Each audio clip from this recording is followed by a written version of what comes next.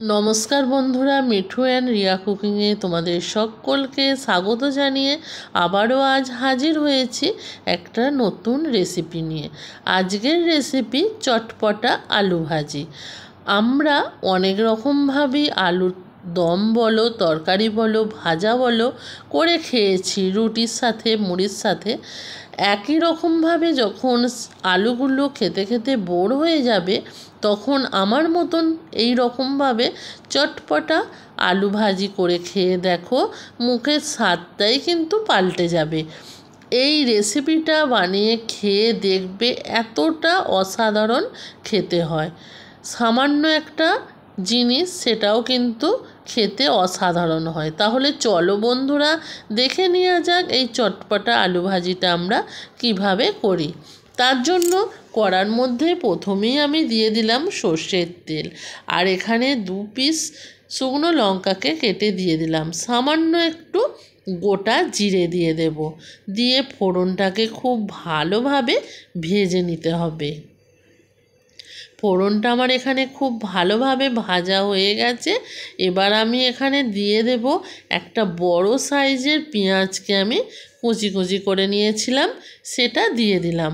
আর এখানে দিয়ে দিলাম হাফ ক্যাপসিকামকে কুচি করে। দিয়ে ভালোভাবে পেঁয়াজ আর ক্যাপসিকামটাকে ভালোভাবে ভেজে নিতে হবে তেলের মধ্যে দিয়ে। দেখো, এই রকমভাবে কিন্তু নাড়াচাড়া করে ভেজে নিতে হবে। এখানে পেঁয়াজ আর ক্যাপসিকামটা অনেকটা পরিমাণে ভাজা হয়ে গেছে, আর তেলটা অনেকটা বেরিয়েও এসেছে, মানে পেঁয়াজটা নরম হয়ে যাওয়ার পর।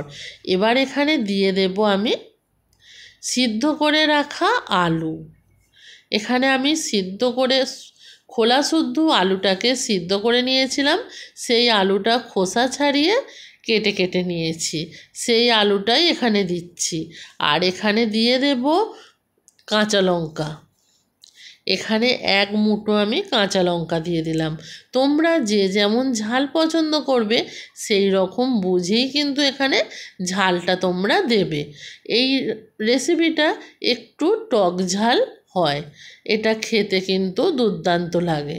এবার এখানে দিয়ে দিলাম হাফ চামচ কাশ্মীরি লঙ্কার গুঁড়ো, আর সামান্য একটু ঝাল লঙ্কার গুঁড়ো, যাতে কালারটা খুব সুন্দর আসে সেই জন্য।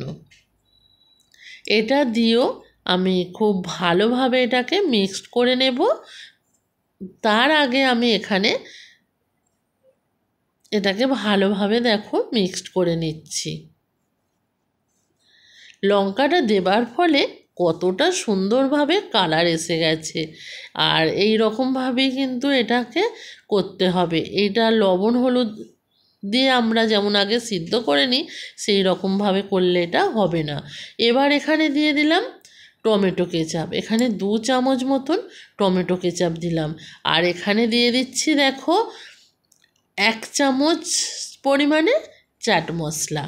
এখানে এই টমেটো কেচাপটা, চাট মশলাটা দেবার পর এখানে দিয়ে দিলাম সয়া সস 1 চামচ। এটা দেবার ফলে এটা কিন্তু দুর্দান্ত খেতে হয়। সব কিছু দিয়ে ভালোভাবে এটাকে দেখো এবার এই আলুর সাথে আমি মিক্সড করে নেব। এই রকমভাবে মিক্সড করতে করতেই দেখবে আলুটা খুব সুন্দরভাবে ভাজা হয়ে যাবে।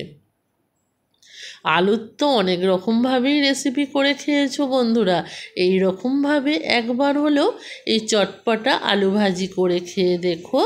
আমি তোমাদেরকে কথা দিচ্ছি, তোমাদের খুবই ভালো লাগবে, আর মুখের স্বাদ কিন্তু একদম পাল্টে যাবে।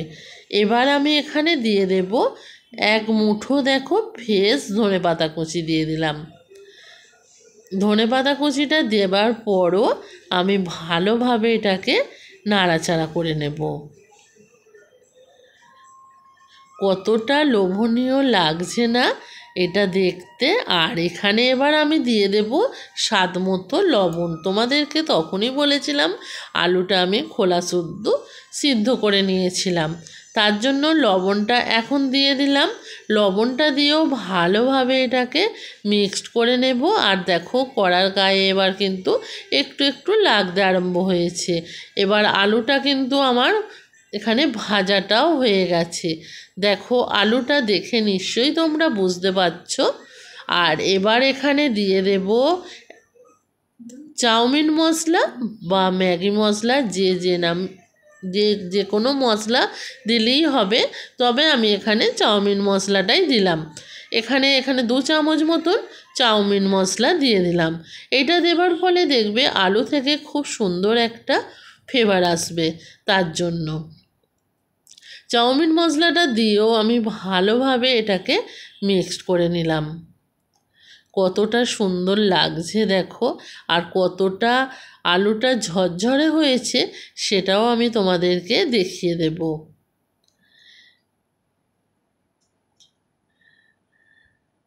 সব কিছু দিয়ে ভালোভাবে এটাকে ভাজা হয়ে গেছে।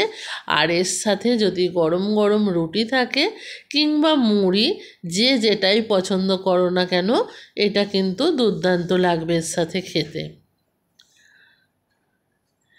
এবার আমি তোমাদেরকে তুলে দেখাচ্ছি, দেখো কতটা এটা ঝরঝরে হয়েছে আর কতটা দেখতে লোভনীয় হয়েছে।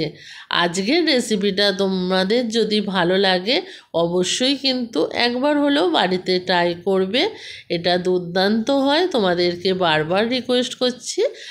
আর আজকের রেসিপিটা যদি ভালো লাগে তোমাদের, তোমরা যদি ইউটিউব থেকে দেখে থাকো আমার চ্যানেলটাকে সাবস্ক্রাইব করে দেবে।